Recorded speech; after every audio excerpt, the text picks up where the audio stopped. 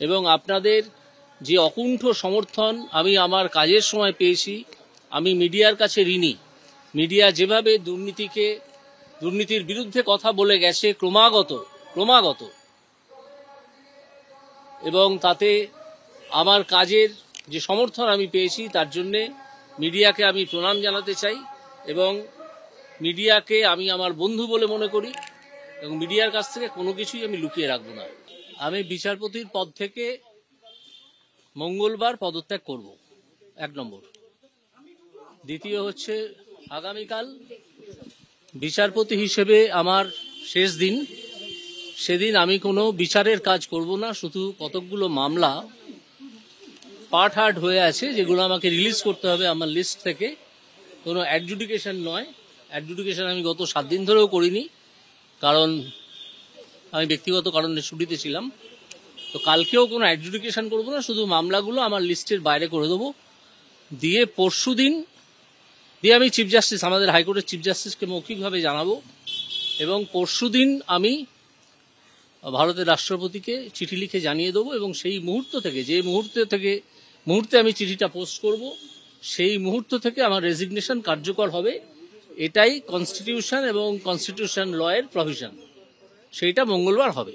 তারপর আমি আপনাদের সব প্রশ্নের উত্তর দেবো মঙ্গলবার 1:30টার সময় কোর্টে মাস্টারদা সূর্য সেন মূর্তির নিচে আমি আসব।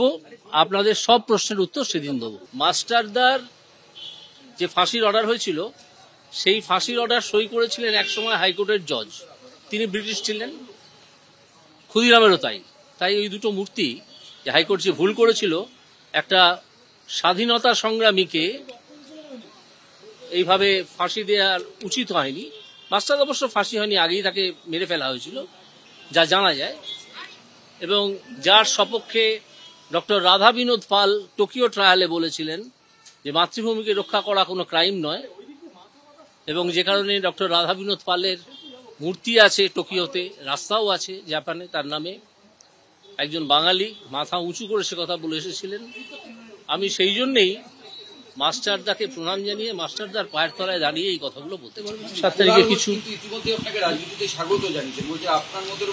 আমি এইটুকু মন্তব্য করতে পারি, কুণাল বাবুর সঙ্গে আমার চেম্বারে বসে, হাইকোর্টের চেম্বারে বসে দীর্ঘক্ষণ বিভিন্ন বিষয় নিয়ে, রাজনীতি নিয়ে নয়, বিভিন্ন সাহিত্য সংস্কৃতি নিয়ে আলোচনা হয়েছে। আমার মানুষটিকে ভালো লেগেছে। কুণাল ঘোষ যতই মুখপাত্র হিসেবে আমাকে আক্রমণ করে থাকুন না কেন, কুণাল বাবুকে আমার মানুষ হিসেবে ভালো লেগেছে। সেটা যা খুশি তাই বলতে পারেন, সময় হিসেবে, রাজনীতিবিদ হিসেবে উনি তো বহুদিন রাজনীতি করেছেন, এমপি ছিলেন, সেটা বলতে পারেন। কিন্তু আমি কথা বলে যতটুকু বুঝেছি কুণাল ঘোষকে আমার ভালো লেগেছে। আমি আবার মিডিয়ার কাছে আমার কৃতজ্ঞতা জানাচ্ছি। আপনারা দুর্নীতির বিরুদ্ধে যেভাবে রুখে দাঁড়িয়েছিলেন, এখনো দাঁড়িয়েছেন, তাতে আমি সত্যিই অত্যন্ত কৃতজ্ঞ আপনাদের মিডিয়ার কাছে, বাংলা এবং সর্বভারতীয় মিডিয়ার কাছে। দুর্নীতির বিরুদ্ধে আপনারা সবসময় থাকুন। আমি হাবিব তানভীর, থাকছি ওটু নিউজ বাংলার। অবশ্যই আপনারা দেখতে থাকুন ওটু নিউজ বাংলা, কারণ এবার বলবে বীরভূম, শুনবে বাংলা। এবার বীরভূমের কথা শুনবে বাংলা।